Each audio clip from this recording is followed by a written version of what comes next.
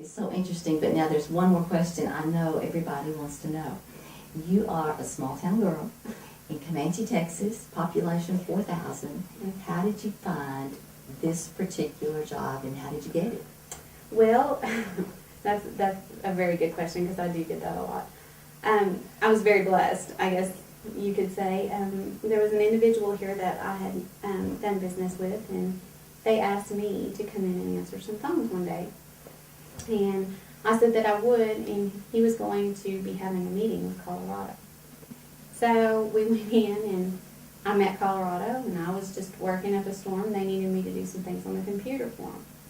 I went in to do some things on the computer, find Colorado some information he needed, and Colorado was impressed with the way that I could look up things and find information out that he needed.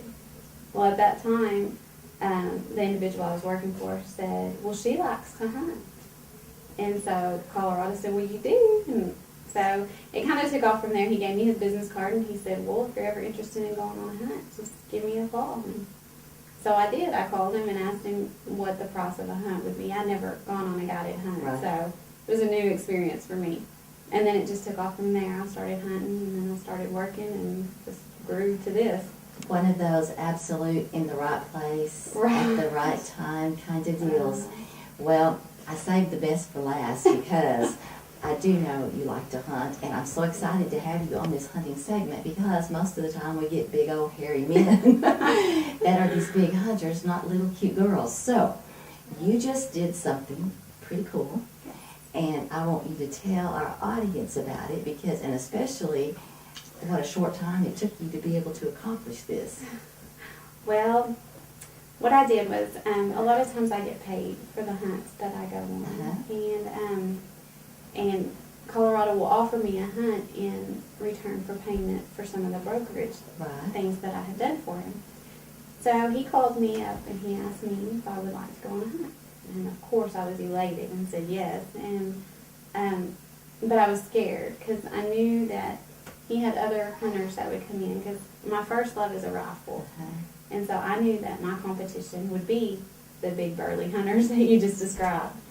So it was rather scary for me because I thought, oh no, someone's going to get the big one before I do. So I thought about it and I decided, well, I'm going to go and I'm going to get a bow. And I'm going to try this out and I'm going to see how this works for me. When you say a bow, you mean a bow and arrow. A bow and arrow, yes ma'am. And so I did. I went out and I bought a bow and bought me some pink arrows because I wanted to look cute when I was shooting this big old deer. So I did. I went and got a bow and got some pink arrows, and they fitted me for the bow. And we went and they took me in the back, and they had like a little shooting area, and they showed me how to draw the bow. And at that time, it was just, I thought it was going to be a mess. I didn't know how I was going to accomplish this, but I was determined. So I took the bow home and I went and I practiced for about a week, and then Colorado called and said, do you want to come down? I've seen a big one out here, do you want to come and get it?